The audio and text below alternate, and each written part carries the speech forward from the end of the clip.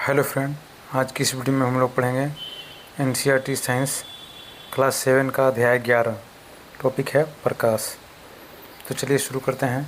First question, निम्नलिखित में से कौन सा कथन सही है? 1. प्रकाश सीधी रेखा में गमन करता है। 2. दर्पण का प्रतिबिंब हमें स्पष्ट प्रतिबिंब प्रदान करता है।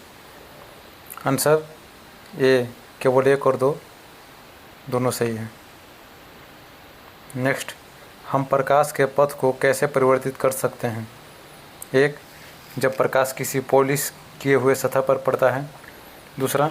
चमकदार पृष्ठ पर पड़ता है। 3. प्रकाश के पथ को नहीं परिवर्तित कर सकते हैं। आंसर ए केवल 1 और 2 कथन सही है, तीसरा गलत है। व्याख्या देख लीजिए। जल का पृष्ठ भी दर्पण की भांति कार्य कर सकता है तथा प्रकाश के पथ को बदल सकता है। कोई भी पॉलिश किया हुआ अथवा चमकदार पृष्ठ दर्पण की भांति कार्य कर सकता है। नेक्स्ट, जब दर्पण के जैसे अधिक चमकदार सतह पर प्रकाश आपतित होता है तब आंसर ए नियमित परावर्तन होता है। नेक्स्ट, दर्पण द्वारा प्रकाश की दिशा में परिवर्तन कहलाता है। आंसर सी प्रकाश का परावर्तन। नेक्स्ट, जब एक समतल दर्पण के सामने एक जलती हुई मोमबत्ती रखते हैं तो दर्पण में मोमबत्ती का कैसा प्रतिबिंब बनता है? आंसर ए सीधा तथा मोमबत्ती के समान साइज का। नेक्स्ट, समतल दर्पण द्वारा निर्मित प्रतिबिंब सदैव होता है। आंसर ए आभासी तथा सीधा। नेक्स्ट, जैसे ही एक वस्तु समतल दर्पण की ओर बढ़ती है प्रतिबिंब का आकार आंसर सी अपरिवर्तित रहता है। नेक्स्ट, यदि आप एक समतल दर्पण के सामने दाहिने हाथ से बाएं कान को स्पर्श करते हैं तो दर्पण में दिखाएगा कि आपने आंसर डी दाहिने कान को बाएं हाथ से स्पर्श किया है। नेक्स्ट, स्टेनलेस स्टील की एक प्लेट सीधे और वस्तु के आकार के समान आकार का प्रतिबिंब देती है। स्टेनलेस स्टील की प्लेट किस तरह कार्य करती है? आंसर ए समतल दर्पण। नेक्स्ट, जब हम अपने चम्मच के पीछे से अपना प्रतिबिंब देखते हैं तो हम देखेंगे आंसर बी छोटा और आभासी प्रतिबिंब। नेक्स्ट, दीपा ने एक स्टील का चम्मच लिया और चम्मच के बाहरी भाग को अपने चेहरे के नज़दीक लाकर चम्मच में अपने प्रतिबिंब को अवलोकन किया। निम्नलिखित में से कौन सा कथन उसके द्वारा अवलोकित प्रतिबिंब का सही व्याख्या करता है?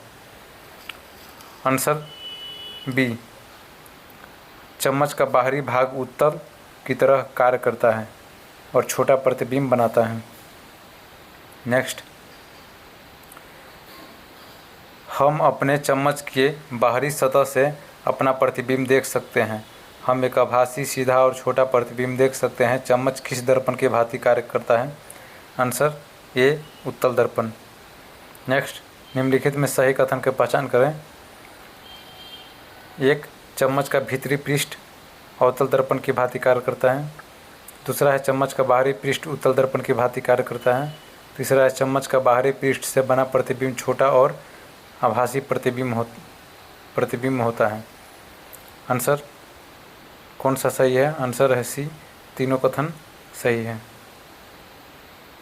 चम्मच का भीतरी पृष्ठ अवतल, बाहरी पृष्ठ उत्तल। नेक्स्ट, निम्नलिखित में सही कथन की पहचान करें। 1. पर्दे पर बनने वाला प्रतिबिंब को वास्तविक प्रतिबिंब कहते हैं।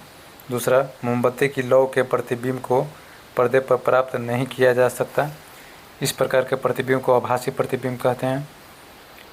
3. है समतल दर्पण से आभासी प्रतिबिंब प्राप्त होता है। 4. अवतल दर्पण से वास्तविक एवं आभासी दोनों प्रकार के प्रतिबिंब प्राप्त किया जा सकता है। कौन सा कथन सही है? आंसर डी उपयुक्त सभी कथन सही है। नेक्स्ट, वास्तविक प्रतिबिंब की प्रकृति क्या होती है? आंसर बी उल्टा। नेक्स्ट, किसी बिंब का अवतल दर्पण द्वारा बना प्रतिबिंब आभासी सीधा तथा बिंब से बड़ा पाया गया, वस्तु की स्थिति कहाँ होनी चाहिए? आंसर डी, दर्पण के ध्रुव तथा मुख्य फोकस के बीच। नेक्स्ट इसकी व्याख्या देखिए कुछ।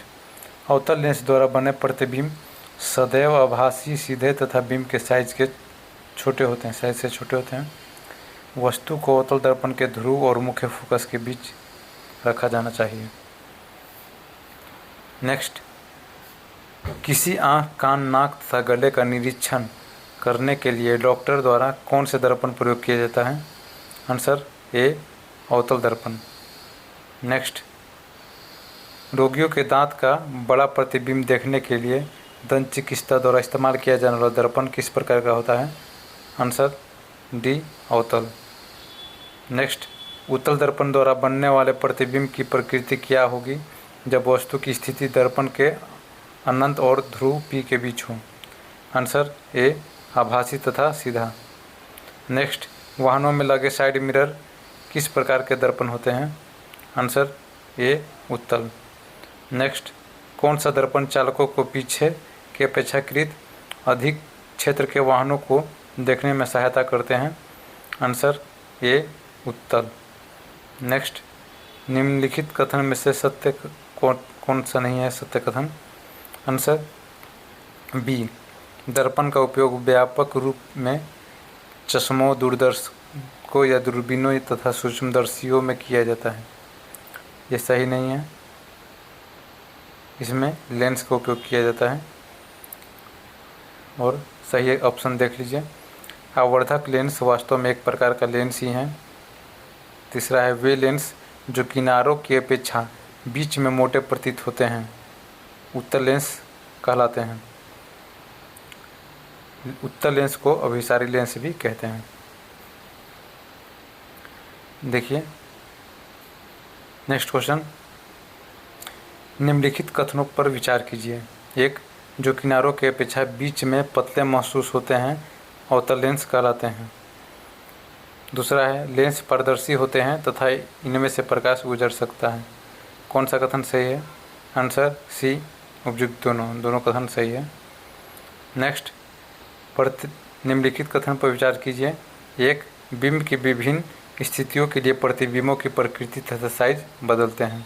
दूसरा, अवतल लेंस उस पर पड़ने वाले आपतित प्रकाश की अभिसरित या अंदर की ओर मोड़ना अभिसरित कर देता है।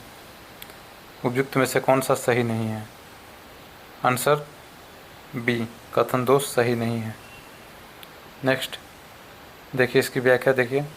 सामान्यतः उत्तल लेंस उस पर पड़ने वाले प्रकाश को अभिसरित यानी अंदर की ओर मोड़ देता है, इसलिए इसे अभिसारी लेंस भी कहते हैं। इसके विपरीत अवतल लेंस आपतित प्रकाश को अपसरित यानी बाहर की ओर मोड़ना अपसरित करता है, अतः इसे अपसारी लेंस कहते हैं। बिंब की विभिन्न स्थितियों के लिए प्रतिबिंबों की प्रकृति तथा साइज बदलते हैं। नेक्स्ट, अवतल लेंस को माना जाता है। आंसर बी, अपसारी लेंस। नेक्स्ट, अभिसारी लेंस का गुण क्या है? आंसर ए, एक बिंदु पर प्रकाश किरणों को अंदर की ओर मोड़ना।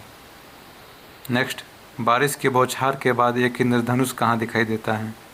आंसर बी, सूर्य के विपरीत। नेक्स्ट, सूर्य के प्रकाश एवं इंद्रधनुष में कितने रंग होते हैं? Answer option C, 7।